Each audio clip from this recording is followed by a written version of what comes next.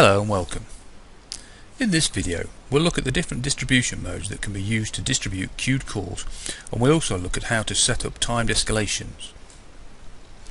For the purpose of this video we'll look at the business insurance queue, and we can access the settings for this queue by going into the ACDQ screen and then clicking on business insurance. Here we're going to look at the mode setting, and it's this setting that defines how ContactQ will distribute the callers to the agents for this queue. If we briefly drop the list down, we can see that we have the following options: first free, circular, random, longest idle and longest between call. The default setting is longest between call, and this is generally acknowledged as being the fairest method of distributing calls between the agents, as the system will try and route the next call to the agent who hasn't been on a call for the longest period of time. ContactQ supports the ability to assign agents skill levels of between 1 and 9999, but this is only possible when the queue mode is set to either longest idle or longest between call. If we look here, the mode is set to longest between call, and if we click on the Members tab, we can see there is a control to assign a skill level as we add agents to this queue. And if we look in the Member Properties tab, we can see the list of agents display their assigned skill levels. When a queue mode is set to first free, circular or random, skill levels cannot be assigned. Instead, the system uses the agent's vertical order in which the agents are assigned into the list to determine the order in which calls are distributed. As an example, if we go back and change the mode to be first free and then click on Save, now when we go to the Members tab, we can now see that we no longer have the ability to set a skill level, but instead we can move the agents up or down within the assigned list.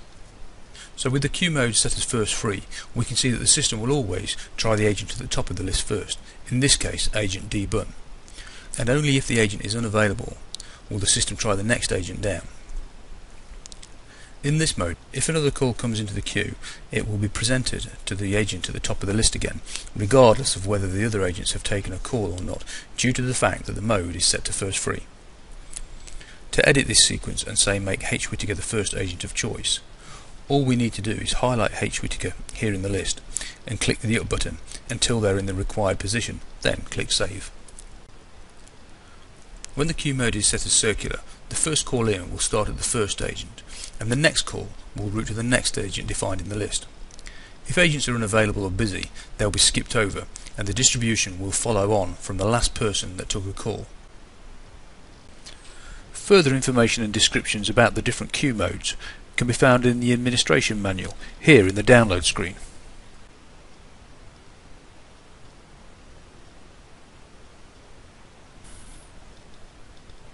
If we now go back to the queue and set the mode back to the default of longest between call, we can see again in the Members tab that we have the ability to assign skill levels as we add agents to the queue. We can also see at the top there's a tab labelled Members Escalation. We'll take a look at this in more detail in a few moments. First, I'm going to remove all the advisors from the queue and then assign a handful of them with a skill level of 1.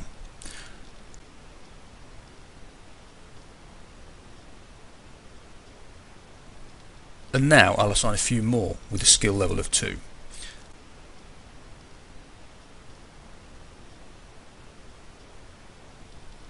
And finally a few more with a skill level of 10 this time.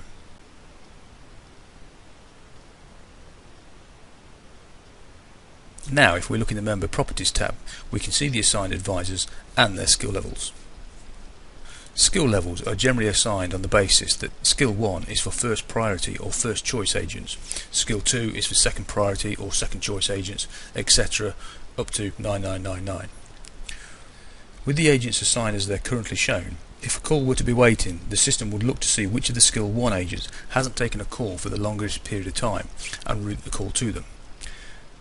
But if none of the Skill 1 agents are available, the system will look to see which of the agents assigned with a skill level 2 haven't taken a call for the longest period of time. If none of our skill 2 agents are available, the system will then look for agents with the next highest assigned skill level, which in our case is skill 10. So as you can see, skill levels don't have to be assigned consecutively. You can have gaps in the skill levels you assign. Some call centres find it useful to leave gaps in their assigning of skill levels, as this allows you to slot other advisors into the queues at different places without having to reassign the skill levels to all the advisors to fit them in. The skill levels can also be used to escalate calls on a timed basis, so the longer a call has been waiting in the queue, the more agent resources are brought into the queue to be able to handle it. And if we click on the Members Escalation tab, we can see we have two settings here, one called Timer and one called Skip Skills. The timer by default is set to 0, which means that the calls are escalated immediately through all the different skill levels. But if we set the timer value to say 10 seconds and then hit save, what this means now is that as a call comes into the system will wait 10 seconds to see if one of the skill level 1 agents becomes available. And if they haven't become available within 10 seconds, the system then includes all of the skill level 2 agents within the agent resources that are available to service that queue. And then a further 10 seconds, anybody with a skill level of 3 will be brought in, and each 10 seconds brings in the next skill level. Now, as you can see here, we have a gap in our numbering plan, so we've got agents defined as skill level 1 and skill level 2 and then skill level 10.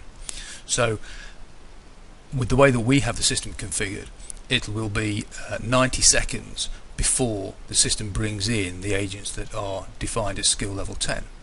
But what we can do there is we can go back to the Members Escalation tab here and tick this Skip Skills checkbox here.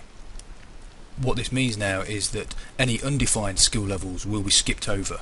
So in this case we'll jump straight from skill level 2 to skill level 10.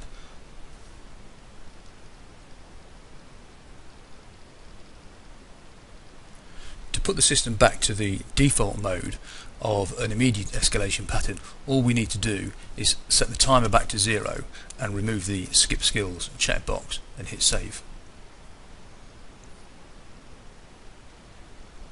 This concludes this video guide. Thank you for watching.